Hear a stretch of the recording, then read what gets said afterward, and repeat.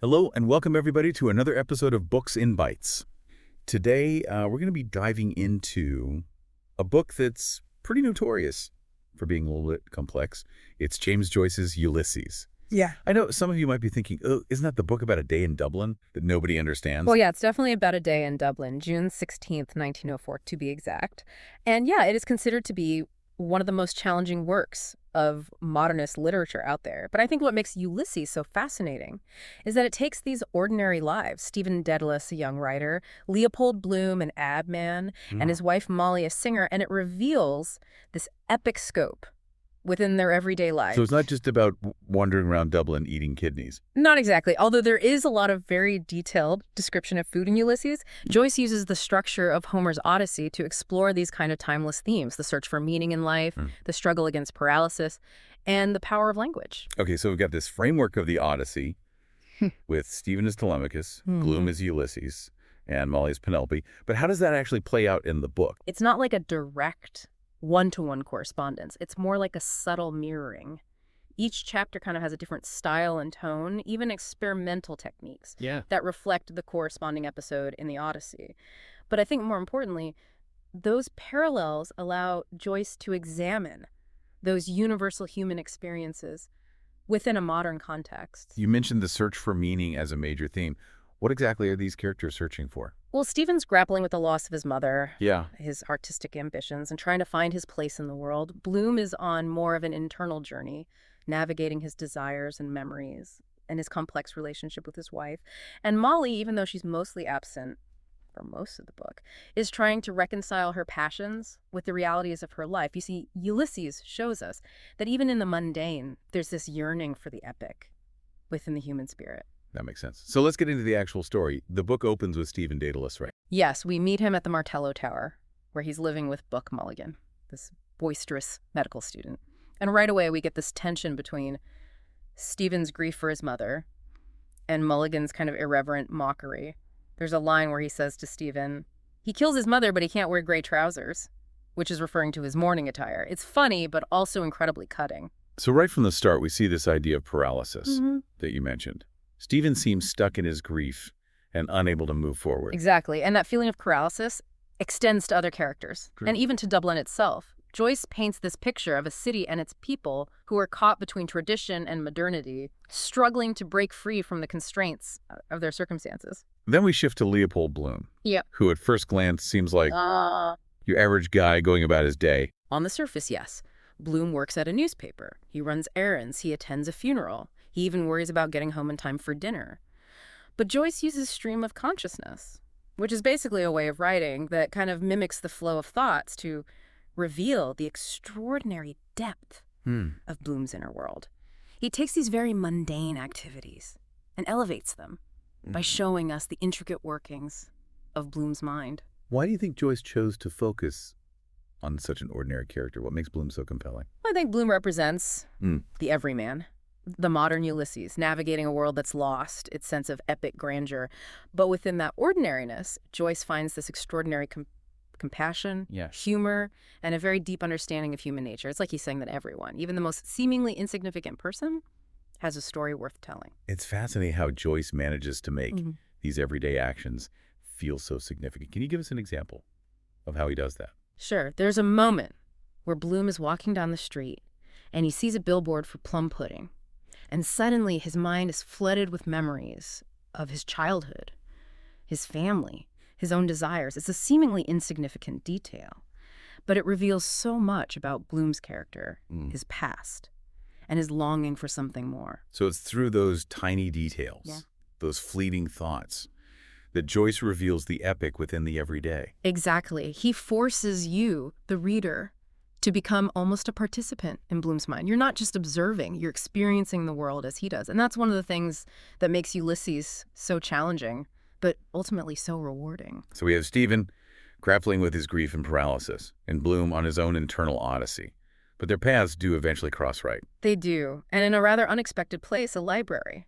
They're both drawn to the same book, and they end up having this very intense intellectual debate about Shakespeare and history and the nature of art. I remember that scene being really dense with ideas. What was Joyce trying to do by bringing these two characters together? Well, on one level, it's a clash of generations and worldviews. Stephen represents the younger generation, who are more intellectual and disillusioned, while Bloom embodies a more pragmatic and humanistic approach to life. But I also think there's a sense of mutual recognition there, a feeling that they're both kind of outsiders in their own way. And this meeting ultimately leads to Bloom rescuing Stephen from a drunken brawl later that night. Exactly.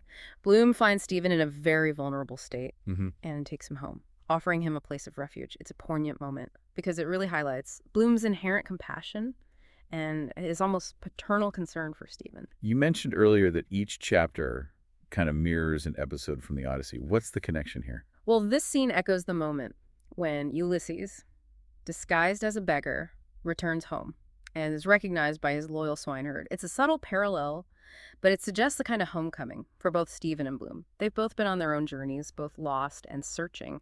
And in this brief encounter, they find a moment of connection. It's interesting how Joyce can weave those parallels in Yeah. without being heavy-handed about it. It's like you have to be paying attention to catch them. Mm-hmm. But when you do, it adds another layer of meaning to the story. Absolutely. And that's what makes Ulysses such a rewarding book to reread. You discover new layers, new connections. Each time you delve into it, it's like peeling back the layers of an onion, but instead of tears, you get these moments of insight and revelation. Okay, so we've talked about Stephen and Bloom, but we haven't really mentioned Molly yet. She's kind of a mystery for most of the book, only appearing through Bloom's thoughts and memories. Right, and that's what makes her final chapter, the famous soliloquy, so powerful. I finally get to hear her voice. Yeah. Unfiltered and uncensored. It's a stream of consciousness masterpiece, this torrent of thoughts and memories and desires and regrets. I remember reading that chapter and just feeling like I was literally inside Molly's head. It's so intimate and revealing. Exactly. Joyce uses this technique to give us this unprecedented access to a female character's inner life.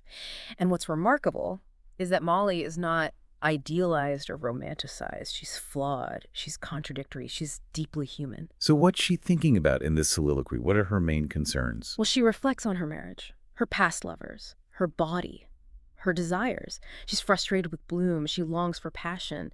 But she also acknowledges this deep, enduring love for him.